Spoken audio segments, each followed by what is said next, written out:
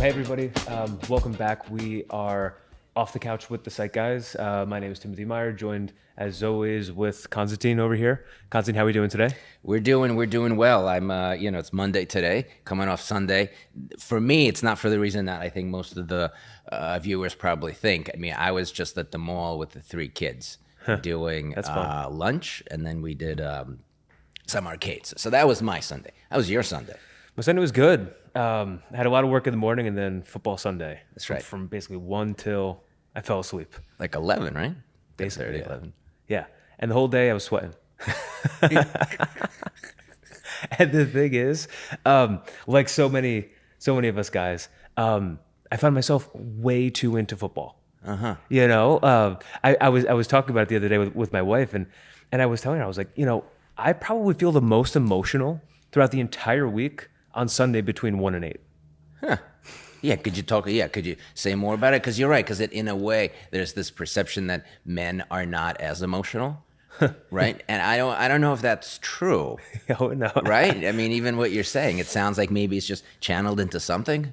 Absolutely, right? So, it's I guess I could talk about it two different ways, but particularly like when your team is playing, right? For sure. And so, of course, you have to buy like the DirecTV Sunday ticket thing and all that sort of stuff, right? So you spend money on this and you dedicate time for it, and you sort of clear your schedule out on the Sunday to watch your team play. Do you get the gear? Oh, of course. I have some gear. I have Dolphins jerseys for my dogs. Right. Oh, the whole nine. Gotcha. The whole shebang, right? Gotcha. And so, me and so many guys, like we put and gals, we put so much energy, effort, attention into watching our team play. Right. And it's something that you have absolutely no control over, and it can make your day incredible. You mean the outcome? The outcome, right? And this game, because we're just watching a game. It's a literal game. And this game of all these guys playing, it dictates if you have a phenomenal day or a horrible day. Does it translate into the week, how you start off your Monday? Well, I guess if it's a good football Sunday, Right. I let that transit over to the week. Okay. I'll keep it in mind. I'll keep that good feeling up. If it was a crummy Sunday, then I'll very quickly just kind of wash my hands of it and say, okay, on to the next one. But that's so interesting that you say that, though, because in a way, if they do well, we're like, we identify with it and we're doing well and we're feeling well. When we don't, we sort of like, to your point, we dismiss it like, no, that's not part of me. That's not part of us. Well, let's kick their ass next time. Right. Oh, that's so Right. interesting how we work as people. And it's only when it's really convenient for us. Well, So, for example, if they lost yesterday, I'd be like, they're just a bunch of bums, and I'm on to the next week. Right. But it's interesting. But if they won, it's like we won.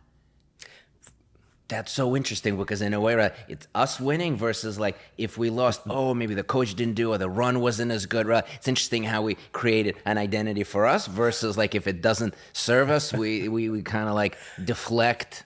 If for me, it's the Dolphins. Right. If the Dolphins won, we won. Did they win? But if the Dolphins lost, they lost. Did they win? They won, yeah. Which is so we won.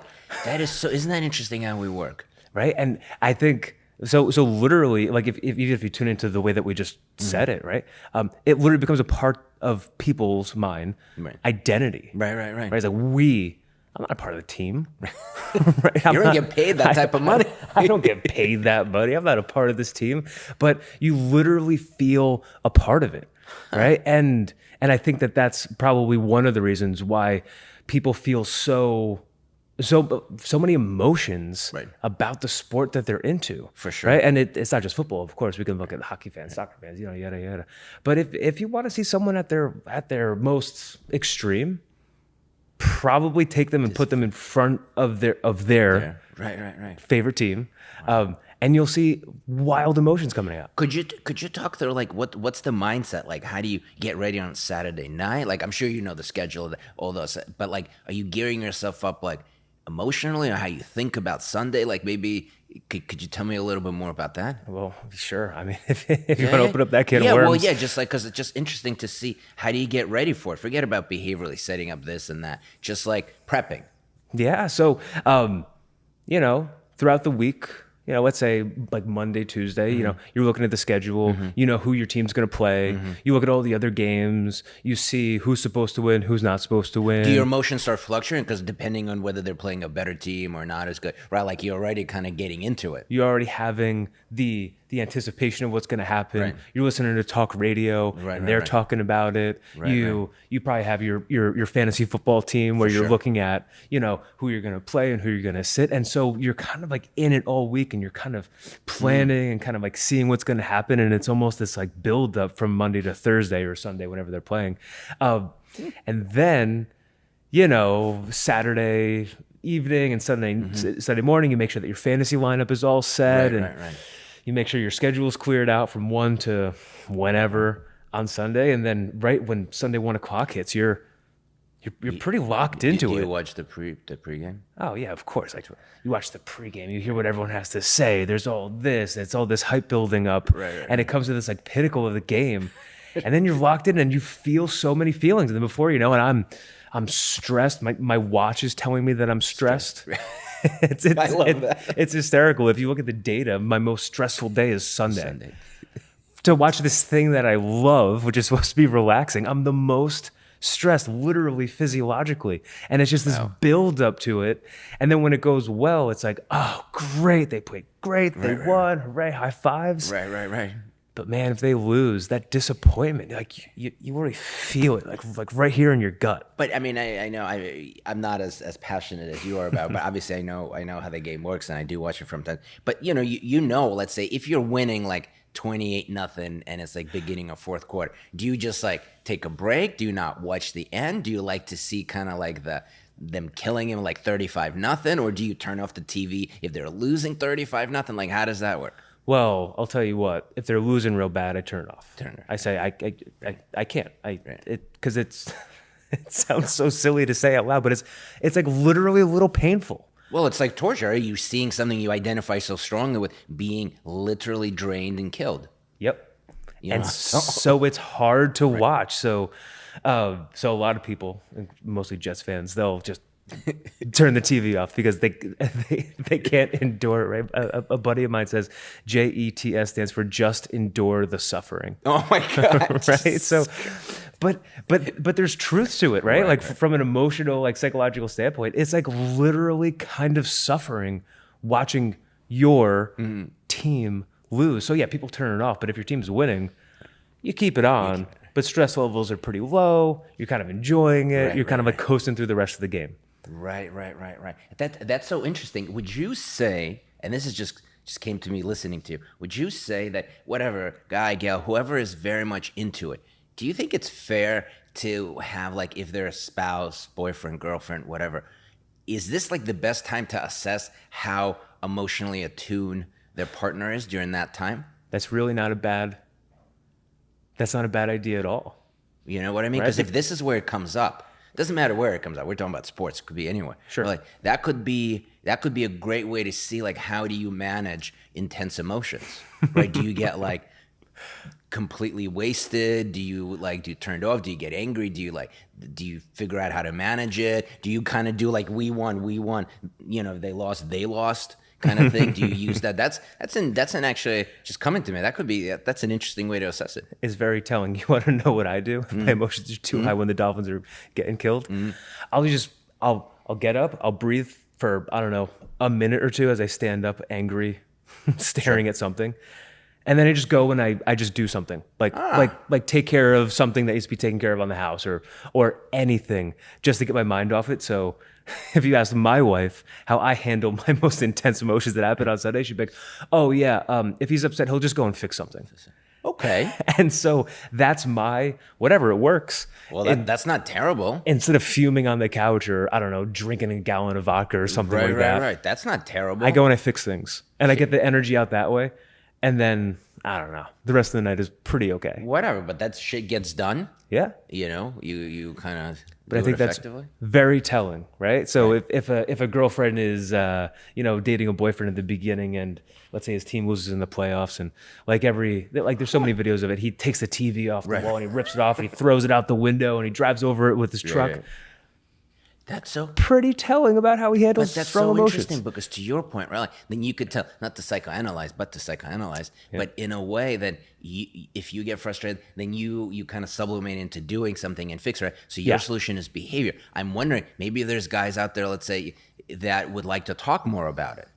Like, oh shit, hey, whatever, girlfriend, I can't believe it, like we had this guy and Johnson was in, but he got injured. I'm wondering, like, you could then tell, like, oh, this guy likes to talk it out. This guy likes to, like, I don't know, do things with it. Other people may drink, stay angry, fume, right? Call a buddy. Like that's interesting. Yeah, two things. So for the viewers, sublimation. That's basically a defense mechanism where you take a lot of emotions, and then you kind of just like use that energy towards something productive, instead of letting the Destructive. Exactly, right. So what I do on Sundays when the Dolphins get destroyed, that is sublimation. And that's often, isn't that often?